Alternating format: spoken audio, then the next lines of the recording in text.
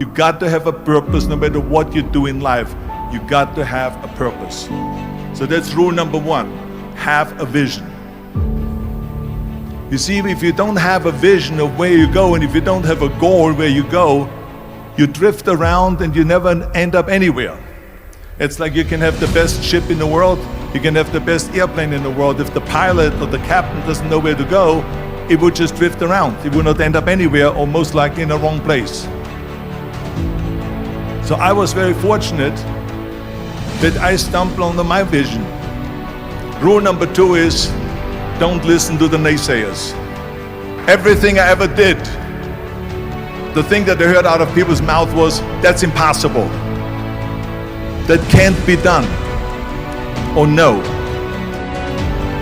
I mean, as you know, I was born in 1947 in Austria after the Second World War. And I didn't really like Austria when I grew up. I couldn't wait to get out of there.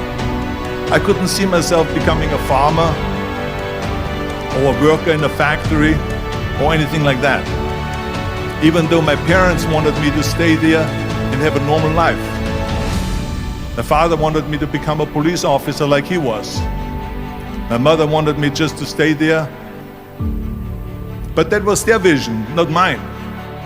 My vision was totally different. I felt that I was born for something special, for something unique, for something big. So I was searching. I remember when I wanted to be a bodybuilding champion, including my parents and everyone else around me, said, this is impossible. You can't be a bodybuilding champion. That is exactly what I heard, and of course I proved to the people that it can't be done. So whenever someone said to me, it can't be done, I heard, it can be done. When they said no, I heard yes. And when they said it's impossible, I heard it is possible. I'm a strong believer of what Nelson Mandela said, that everything is always impossible until someone does it. Well, I'm gonna be the one, I said to myself, I'm gonna do it and I'm gonna show it to them. Maybe it has never been done before. That's perfectly fine with me. But I'm gonna do it. And I did not listen to the naysayers. When I wanted to come to America, when I wanted to go to America, they said it's impossible. There's no money that you have to fly even over there. You have no money when you go over there to live with. It was all no, and it can't be done, it's impossible. And I remember then the same thing happened also when I went into show business. As a studio executive, I say, I want to get into movies. I want to be a leading man. He started laughing. So they all say it's impossible. I said, why is it impossible? He says, because look at how big you are. You weigh 250 pounds. And then they told me, he says, and your accent, even if you reduce all your body weight and everything and have a normal body, your accent. I said, your accent, I mean, it will go give people goosebumps with the German accent. It will get people the creeps. They will get scared. He says, no one in Hollywood ever has become a leading man that had an accent. This is the kind of stuff that I heard. They said, no, you see, it's impossible. This is the kind of thing that I heard. Imagine, you go from studio executive to studio executive, from agent to agent, from manager to manager, and they all said exactly the same thing. Because I believed that I can be a leading man. I said, there's enough room on that ladder that I can fit up there. And of course I went to college to study English. I studied voice, accent removal, acting classes, and all of this stuff, all day long. I worked and I worked and I worked. And within a short period of time, I made one movie called Hercules in New York, which of course went right into the toilet. It didn't discourage me. I still had the same vision. And then all of a sudden I did Streets of San Francisco. I did Stay Hungry and Pumping Iron and The Villain. And then all of a sudden I was asked by Dino De Laurentiis and the Universal Studio, the biggest studio, to star in Conan the Barbarian. And after I did Conan the Barbarian, the director at the press conference said to the press, the director was John Milius. He said to the press, if we wouldn't have had Arnold, we would have had to build one. The very body that they said can never be sold because the time is wrong. A few years later, I'm doing Conan the Barbarian, and it was the #1 hit at the box office when it came out in the summer of '82. Think about that. And the director says, if we wouldn't have had his body, we would have had to build one. So all of a sudden, my body became an asset, not a liability. And the same thing was with Terminator. After we were finished filming Terminator, Jim Cameron said to the press, if Arnold wouldn't have had that accent and talked like a machine, I think the movie wouldn't have worked. The body and the accent that they attacked was an asset. But I didn't listen to those losers. I didn't listen to them at all. It's just the reality of it is that you cannot listen to the naysayers. So this is a very important lesson for all of you.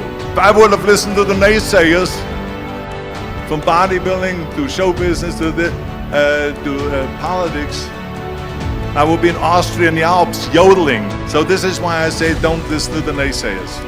And the next thing, the third point that I'm going to make to you is work your ass off. There is no magic pill. There is no magic out there.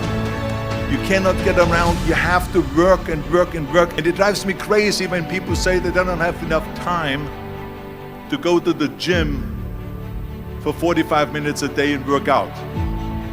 Or to do something for 45 minutes to an hour a day to improve. If it is physically improve or if it is mentally to improve. Imagine you read 1 hour a day about history. How much you will learn after 365 hours in 1 year. Think about if you study about the history of musicians, of composers, how much you would know. Imagine if you would work on a business, on some business that you want to develop every day for an hour. Imagine how further along you will go and get.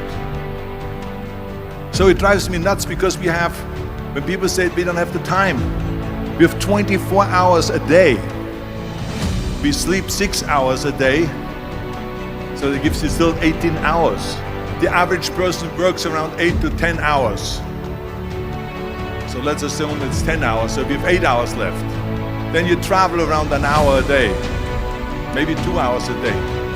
So now you have still 6 hours left. So what do you do with these 6 hours? What do we do with the 6 hours? Then we eat a little bit. You can see how much time there is available if you organize your day. So you got to work hard.